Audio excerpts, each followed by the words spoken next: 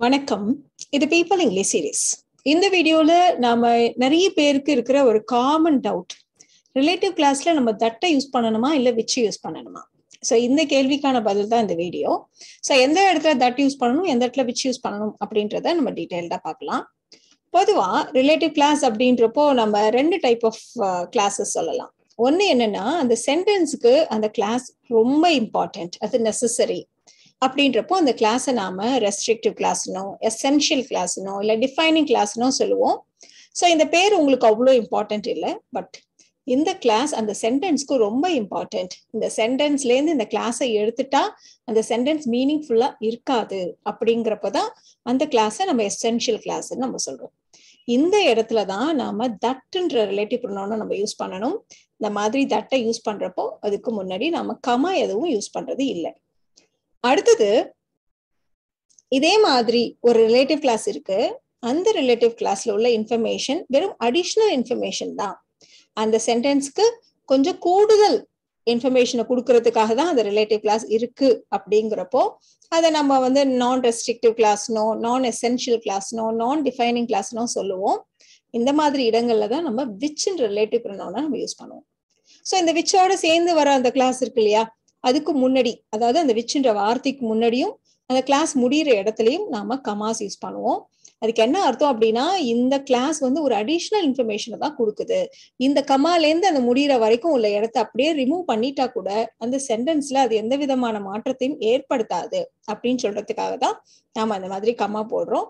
So விச்ன்றது additional இன்ஃபர்மேஷனை கொடுக்கறதுக்கான relative கிளாஸ்ல, அதாவது நான் எசென்ஷியல் கிளாஸ்ல நம்ம யூஸ் பண்ணுவோம். எக்ஸாம்பிள்ஸ் பார்க்கலாம்.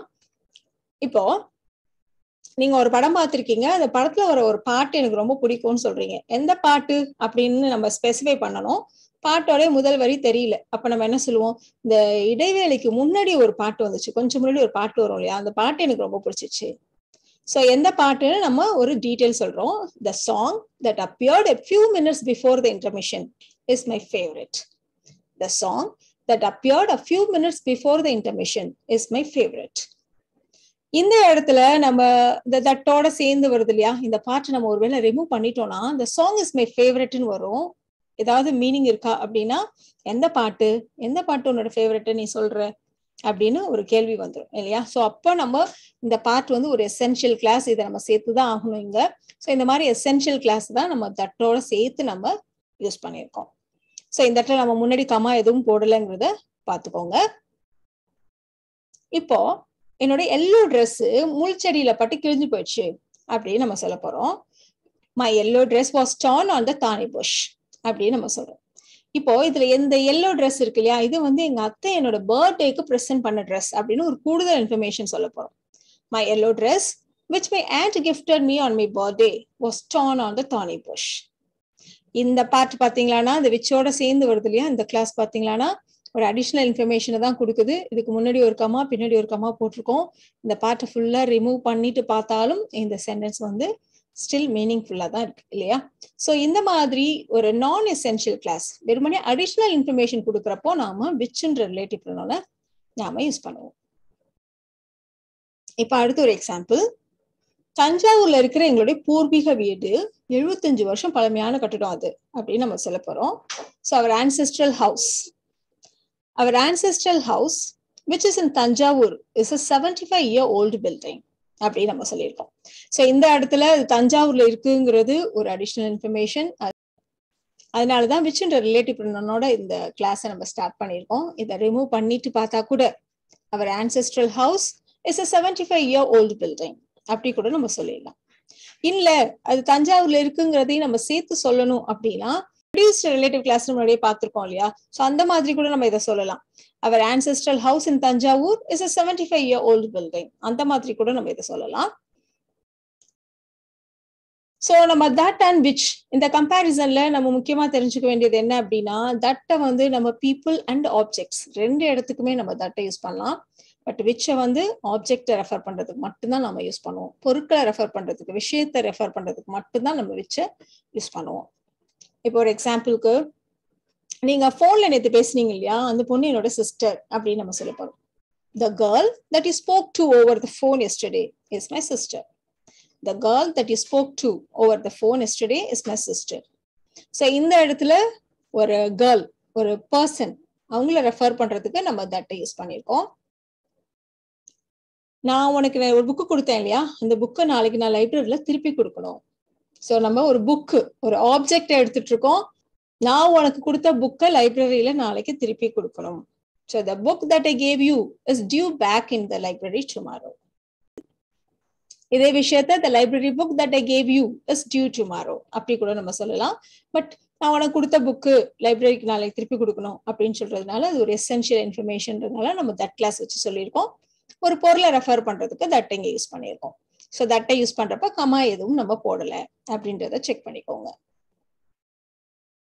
ஸோ பிரிட்டிஷ் இங்கிலீஷை பொறுத்த வரைக்கும் விச்சை கூட அவங்க எசென்ஷியல் கிளாஸ்லயும் யூஸ் பண்ணலாம், கன்ஃபியூஷனை அவாய்ட் பண்றதுக்காக அந்த மாதிரி யூஸ் பண்ணுவாங்க. பட் அந்த மாதிரி யூஸ் பண்றப்போ நாம விச்சுக்கு முன்னாடி பின்னாடி கமா போடுறது இல்லை. அது வந்து ஒரு எசென்ஷியல் கிளாஸை தான் அது ரெஃபர் பண்ணுது அப்படின்றத இண்டிகேட் பண்ற மாதிரி நம்ம முன்னாடி பின்னாடி கமா போட மாட்டோம். இப்போ அதே example, the library book which I gave you is due tomorrow. Library book ஆப்ஜெக்ட்ன்றதுனால நம்ம விச்சு கூட யூஸ் பண்ணலாம். பொதுவா அமெரிக்கன் இங்கிலீஷை பொறுத்த வரைக்கும் கண்டிப்பா அவங்க எசென்ஷியல் கிளாஸ்ல தட்டை தான் யூஸ் பண்ணுவாங்க. அடிஷனல் இன்ஃபர்மேஷன் ரெஃபர் பண்றதுக்கு மட்டும்தான் விச்சு யூஸ் பண்ணுவாங்க. பிரிட்டிஷ் இங்கிலீஷ்ல தான் விச்சையும் யூஸ் பண்ணலாம் அப்படின்னு ஒரு ரிலாக்ஸேஷன் இருக்கு. பொதுவாக அந்த இன்டெஃபினட் ப்ரொனவுன்ஸ்னு சொல்லுவோம், அதாவது anybody, somebody, anyone, someone, anything, something, இந்த மாதிரியான வார்த்தைகள். இதுல இந்த எனிபடி, சம்படி, நோபடி இதெல்லாம் வந்து பர்சனை இண்டிகேட் பண்ணுதுன்றதுனால கண்டிப்பா நாம வச்சு யூஸ் பண்ண முடியாது. எனிதிங், சம்திங் இந்த மாதிரி இருக்கு இல்லையா, ஸோ பொருட்களை ரெஃபர் பண்றப்போ நாம விச்சை கூட யூஸ் பண்ணலாம். ஆனாலும் அமெரிக்கன்ஸை பொறுத்த வரைக்கும் அது அவங்க வந்து ரொம்ப ஆடா தான் ஃபீல் பண்ணுவாங்க. பிரிட்டிஷ் இங்கிலீஷ்ல அது அக்செப்டபிள் அப்படின்னா கூட. ஸோ அதனால நம்ம ஜென்ரலா எப்படி எடுத்துக்கலாம் அப்படின்னா, அடிஷனல் இன்ஃபர்மேஷனுக்கு மட்டும் வச்சு யூஸ் பண்ணணும், எசென்ஷியல் இன்ஃபர்மேஷன் எல்லாத்துக்குமே நம்ம தட்டை யூஸ் பண்ணணும் அப்படின்னு தெரிஞ்சு வச்சுக்கிறது. ஸோ இந்த இடத்துல நாம ஒரு இன்டெஃபினட் ப்ரொனவுன்ஸ் வச்சு ஒரு எக்ஸாம்பிள் எடுத்துக்கலாம். ஸோ நாங்க வாங்கின அனைத்துமே விலை உயர்ந்தது. So everything that I put there was expensive. Everything that I put there was expensive. So எவ்ரிதிங்ன்றது ஒரு இன்டெஃபினட் ப்ரொனவுன், அதோட நம்ம தட்டை யூஸ் பண்ணியிருக்கோம். தட்ல விச்சை யூஸ் பண்ணாலும் கிராமட்டிக்கலி அது பெரிய மிஸ்டேக் இல்லை, ஆனா கூட அது கேட்கறதுக்கு கொஞ்சம் ஆடா இருக்கும். இதே மாதிரி ஆர்டினல் நம்பர்ஸ் சொல்லுவோம். ஆர்டினல் நம்பர்ஸ்னா இந்த ஃபர்ஸ்ட், செகண்ட், தேர்ட், ஃபோர்த் இந்த மாதிரி சொல்றோம் இல்லையா நம்பர்ஸ். இந்த நம்பர்ஸ் தான் நம்ம ஆர்டினல் நம்பர்ஸ் சொல்லுவோம். இப்போ இங்க ஒரு எக்ஸாம்பிள் பாத்தீங்கன்னா, அவர் இயக்குன ஃபர்ஸ்ட் படம் ஒரு பிளாக் பஸ்டர். ஸோ இதுல ஃபர்ஸ்ட் மூவி, ஃபர்ஸ்ட்னு ஒரு வார்த்தை வருது இல்லையா, ஸோ அதனால இந்த இடத்துல கண்டிப்பா நம்ம தட் தான் யூஸ் பண்ணணும். So the first movie that he directed was a black Bastar. So இதெல்லாம் சில ரூல்ஸ். பட் ரொம்ப காமனான விஷயம் என்ன அப்படின்னா, எல்லா இடத்துலையும் தட் யூஸ் பண்றது, அடிஷனல் இன்ஃபர்மேஷனை இண்டிகேட் பண்றதுக்கு மட்டும் விச் யூஸ் பண்றது. ஸோ இந்த மாதிரி நம்ம ஞாபகம் வச்சுக்கிறது ரொம்ப சிம்பிளா இருக்கும். ஸோ அதுதான் நம்ம யூஸ் பண்றதுக்கும் வசதியா இருக்கும், இந்த மாதிரி ரூல்ஸை ஞாபகம் வச்சுக்கிறத விட. ஸோ இந்த வீடியோல நாம தட் அண்ட் விச் எந்த இடத்துல எதை யூஸ் பண்ணணும், தட்டா இல்ல விச்சா அப்படின்றத பத்தி நம்ம டீட்டெயிலா தெரிஞ்சுக்கிட்டோம். இந்த வீடியோ உங்களுக்கு யூஸ்ஃபுல்லா இருக்கும்னு நினைக்கிறேன். Thank you so much.